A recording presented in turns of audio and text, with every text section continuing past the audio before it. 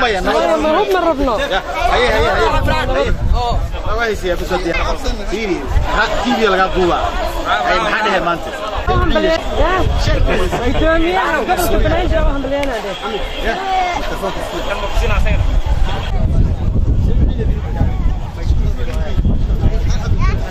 ما شاء الله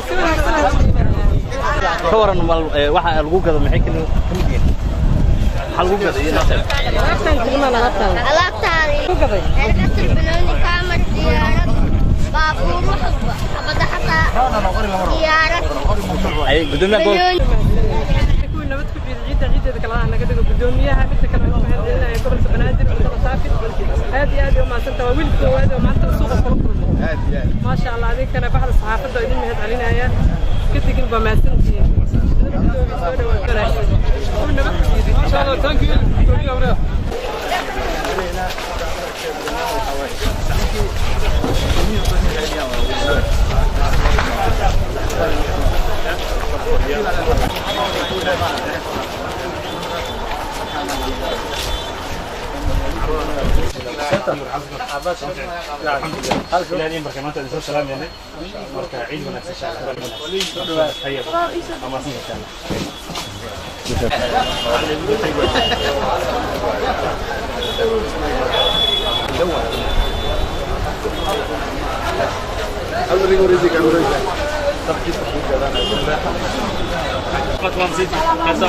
ما تسوق على سؤال عيد ولا سعيد عيد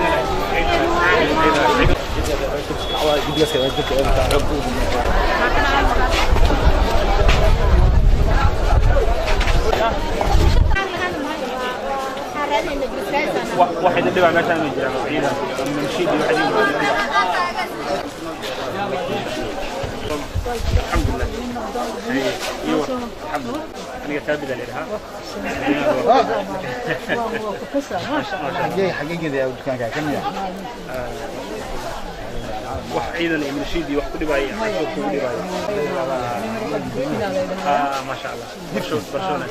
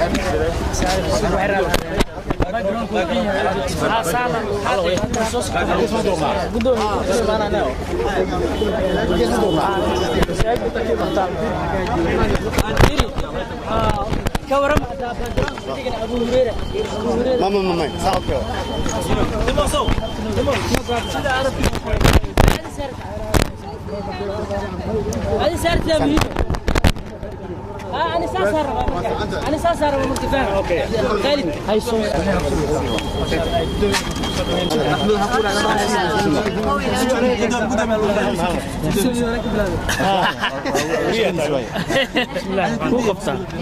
هاي دياري. ترتيبه يا صاحبي. بسم الله الرحمن الرحيم. قدومي waxaan ku soo dhaweynaa suuqa bakaaraha. Suuqa bakaar weyn sidaad ka war hayso. Ciladaad badan buu leeyahay xal nooga baahan. waxaan ilaahay mahadiya in kastoo jimca tahay maanta inaad siday u jiraan iyo ciladaadka suuqa yaala inaad nala aragto aad baan kugu soo dhaweynaa gudoomiye. raaci doonaan ciidihii qaranka ah oo 26 Juun iyo 1 Juulaay maanta waxaan fursad u yeelanay inaan aragno sida dadku ay u adeeganayaan iyo shacabka ganacsatada ah oo sida fiican u diyaariyay dadkii waxay adeeg u baahnaayeen oo dhan annagana waxaan rabnaa inaan dadka nooc walba ay yihiin iyo qaab walba ay yihiin aan ka ogaano taasa waxay keentay maanta inaan soo aadno suuqa bakaaraha si aan annagana qaybteenna uga helno adeegii aan u baahneen waxaan u jeednaa ganacsato iyo dad u baahan inay arkaan xukuumaddoodii mana ahan markii ugu horreyso aan imaanno iyo markii ugu dambeysay waxay noqon doontaa si joogta inaan suuq la tartamo suuqyada ku yaala geeska Afrika dhan walba waxaan rajaynaynaa in isbedel weyn iyo bishaaro badan ay suuq u soo hoyato wassalaamu calaykum waraxmatullaahi wabarakaatuh nabad ku ciida nabad ku afura codaan oo ciid isku diyaarinayaan waana ii sheeg maalin oo runtii ay dadka ay arkayaan bulshada ay arkayaan in dawladooda soo booqanayso ee la adeeganayso marka aad iyo aad aan ugu faraxsanahay ummadda Soomaaliyeed meel kasta ay joogaan marka ugu horeysa waxaan rabaa inaan kaga tacsiideeyo dhibaatooyinkii maalmahan dhacay oo ka soo bilaabanaysay meeshii aan ahayd Pizza House iyo Bosch iyo dhammaan degmada Wadajir iyo shalo kale ee ka dhacday saldhigga booliska ee meesha la yiraahdo Waaberi waxaan la intii dhimatay naxariis jan Allah ka waraabiyo intii dhaawacna Ilaahay ha shaafiyo waxaan ummadda Soomaaliyeed rabaa inaan u sheego meesha hadda waxay maraysaa in dadka shacabka caadiga ay target gareeyaan ee shacabka dhibaato gaarsiiyaan laakiin annagu ka maamul ahaan oo gobolka Banaadir kama yeelayno gumaadka shacabka marnaba kama aqbalayno sababtoo shacabka waa shacabka ayaga madax ku nahay ayaga u adeegna ayaga u qidmeena inay dhacdo qof maanta rajo ah in laga dhigo qof maanta oo agoon in rajo laga dhigo qof rajana in agoon laga dhigo annaga ma qaadanayno maalintu wixii meesha ka dhacay dadka dib loo gaarsiiyay waxay ahayn dhalinyaro Soomaaliyeed gaar ahaan degmada Wadajir marka la joogay oo lacag loo siiyay xaqul ciid inta iska soo aruuriyeen $10 oo dadka aan ciid haysan u aruurinayo oo lacagta isku dardaray oo liiska sameeynayo ayuu nin dhagar qaba inta yimid uu qarxiyay oo qaarkood laba kamid ah ay ku dhinteen marka waxaan rabaa ummadda Soomaaliyeed uga tacsiideeyo dadkaas geeriyooday laakiin aan u sheego uma istaageeno mana joogsanayno dhibkaas ummadda ay ka hayaan waa ka qaban doona Ilaahay idinkiisa insha Allah taala waxaan si gaar ah inaan sidoo kale ugu tacsiideeyo walaalkay Allah u naxariiso gudoomiyihii sportiga degmada Wadajir walaalkay Catoosh oo ku geeriyooday dhaawac soo gaaray waxaan la Ilaahay naxariisna ha ka waraabiyo laakiin dadaalka aad bilowday iyo kalsoonidii iyo kartidii iyo dhiiranaantii iyo dhallinyarnimadii aad ku qabanaysay waa sii wadeena intaas ku ekaan ganas insha Allah waxaan rabaa ummadda Soomaaliyeed meel gaar ahaan dadka Muqdishaawiga ah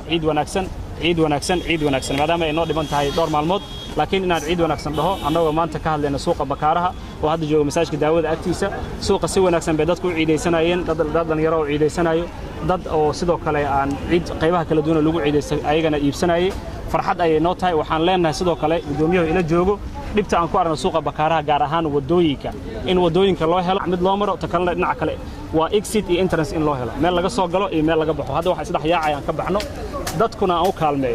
u kaalmeeyo kulligeen waxyaabaha aan ka wareys dadka waxa kamid ah minishibiya ma ku dhibta dad kale ma ku imaadaan ma lagu dhibaa dadka waxay noo sheegeen inaysan dhib jirin laakiin annagana waxaan ilaalo gooni aan dhigeena kama aqbalayna shacabkeena in la dhibo wixii dhiba shacabkana soo gaarsiiyay annaga dhibkiina waa dhibkeena dhibkiina waa dhibkeena shacab ogaada annaga idinka idin adeegnaa idinka idin khidmadeena Soomaaliya iyo Muqdisho inay nabad noqoto oo maanta Bakaara aan joogno idinka mas'uulka ah waa uga mahadnaqaynaa ummadda Soomaaliyeed meel kasta ay joogto wanaaga ay nala sameeyeen hay'adaha amniga ay la shaqeeyeen ugu dambeyntii waxaan leeyahay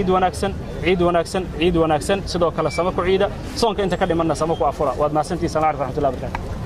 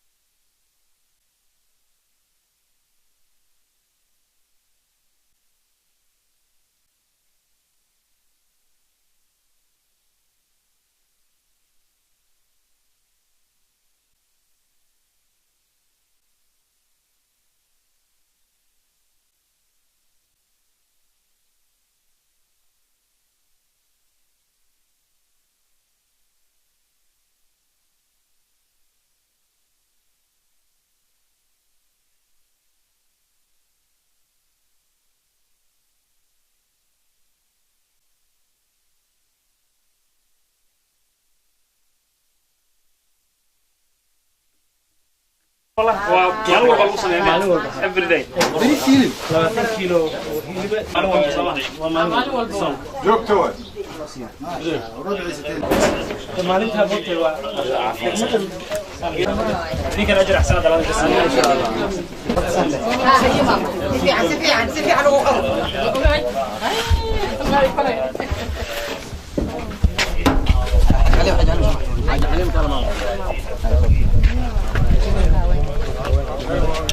كويس أدمش موسى دوسي كتير بالنوع عشان أغير أيوة خادم بيستي لكن ما عندك وين كانوا ولدك صح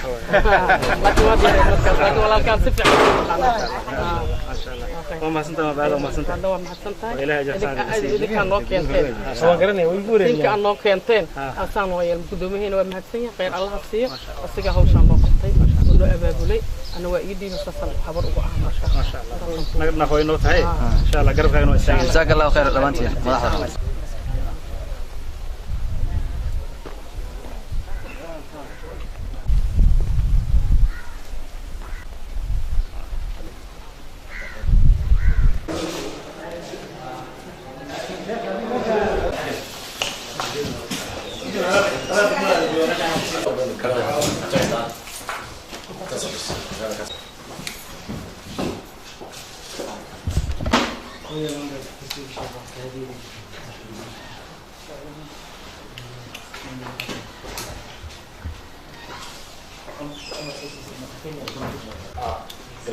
صحابة